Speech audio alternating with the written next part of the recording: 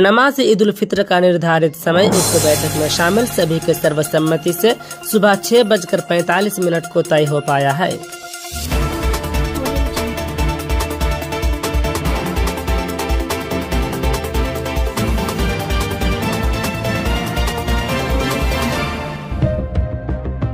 बता दें कि आज दिनांक 8 अप्रैल 2024 को पाकुड़ जिले के मनिरामपुर नवादा पंचायत के ईदगाह मैदान में नमाज ईद उल फित्र का निर्धारित समय तय करने तथा ईदगाह संबंधित चर्चा करने हेतु ईदगाह कमेटी द्वारा एक आम बैठक बुलाई गई थी। उक्त बैठक में चर्चा मनिरामपुर पंचायत के मुखिया प्रतिनिधि शफीकुल जी की अध्यक्षता में हुई, जिसमें इस्लामी तौर तरीकों को सामने रखकर अर्थात इस्लामी धर्म ग्रंथ पवित्र कुरान की तिलावत से चर्चा का शुभारंभ किया गया। फिर नमाज ईद उल फित्र का निर्धारित समय उक्त बैठक में शामिल सभी के सर्वसम्मति से सुबह 6:45 को तय हो पाया है। साथ ही ईदगाह के पूर्व दिशा में मिट्टी भरने के साथ साथ दीवार से घेराबंदी को लेकर चर्चा में कहा गया कि कुछ मोटी रकम की आवश्यकता है, लिहाजा हर कोई अपने स्तर का योगदान जरूर दे। इसके अलावा उक्त ईदगाह के वर्तमान इमाम साहब मौलाना अब्दुल्ला सलफी हफिज़हुल्लाह ने सभी को संबोधित करते हुए एक सुन्नती अमल को जारी रखने हेतु हमारी खवातीन यानी महिलाओं को भी ईदगाह में लाने और उनके लिए भी नमाज ईदगाह में अदा करने की सुव्यवस्था करवाने की अपील की। अंत में उक्त सभा के सभापति शफीकुल जी ने इमाम साहब की अपील पर कहा कि इस पर हम लोग इंशाअल्लाह बाद में चर्चा जरूर करेंगे। फिर सभा के सभापति शफीकुल जी ने इख्तितामी दुआ के साथ सभा की समाप्ति की घोषणा की। उक्त बैठक में वर्तमान जिला परिषद मौलाना हंजिला शेख, पूर्व जिला परिषद हाजी कुल आलम सहित ईदगाह के वर्तमान इमाम साहब से लेकर ईदगाह के कई कमेटी सदस्यगण भी उपस्थित रहे। देखिए।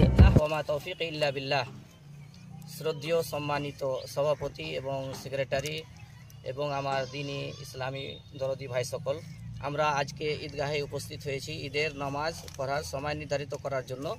তার সঙ্গে সঙ্গে আরও কিছু কথা এলো। আমাকে আপনারা ইমাম হিসেবে নিয়োগ করেছেন, এটা আল্লাহর লাখ লাখ শুকরিয়া এবং আপনাদের তারপরে আপনাদের শুকরিয়া আদায় করি।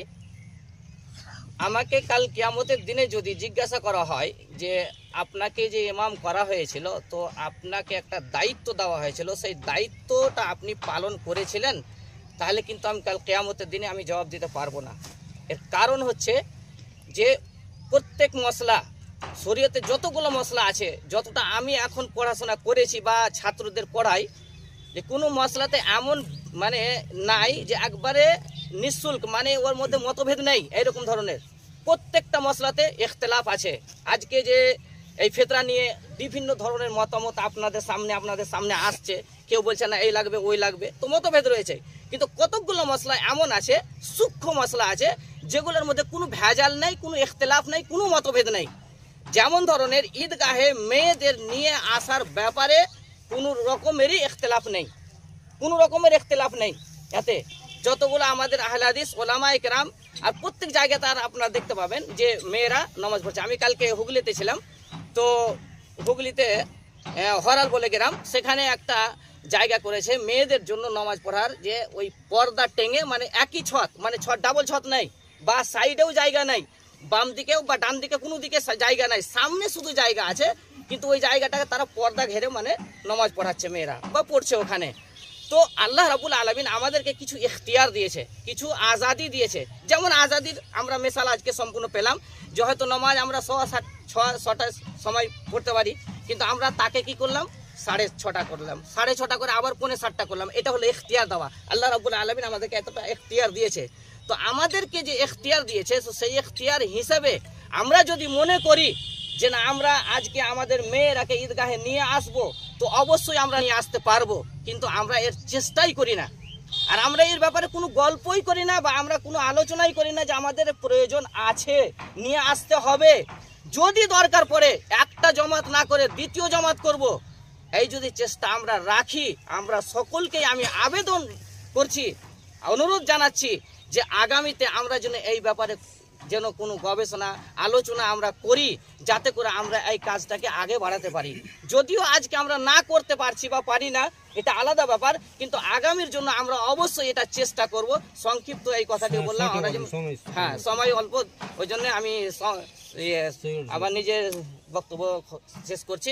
আল্লাহ যেন আমাদেরকে এই কথাগুলো বলার তৌফিক দান করেন, আমল করার তৌফিক দান করেন। আসসালামু আলাইকুম ওয়া রাহমাতুল্লাহি ওয়া বারাকাতুহু। ওয়ালাইকুম আসসালাম ওয়া রাহমাতুল্লাহি ওয়া বারাকাতুহু।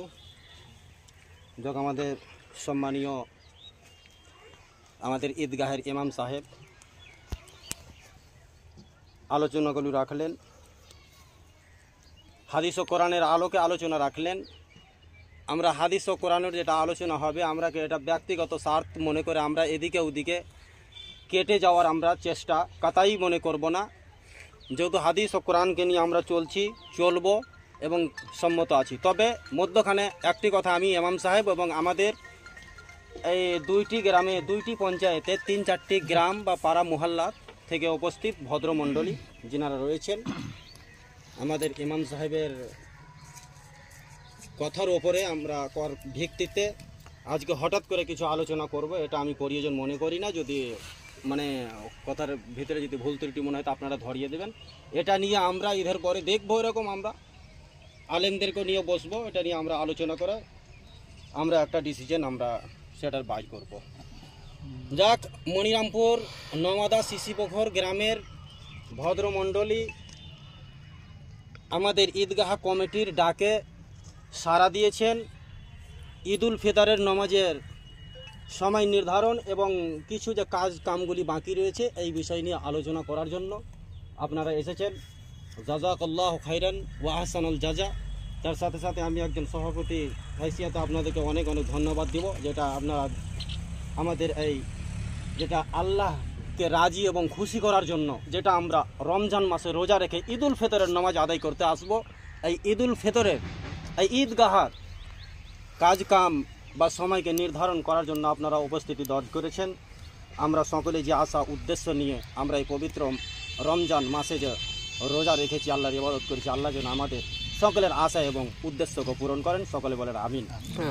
যাক, আজকে আমি আর এদিকে ওদিকে না গিয়ে যথেষ্ট আলোচনা হলো, কি আলোচনা হলো সবারই সামনে।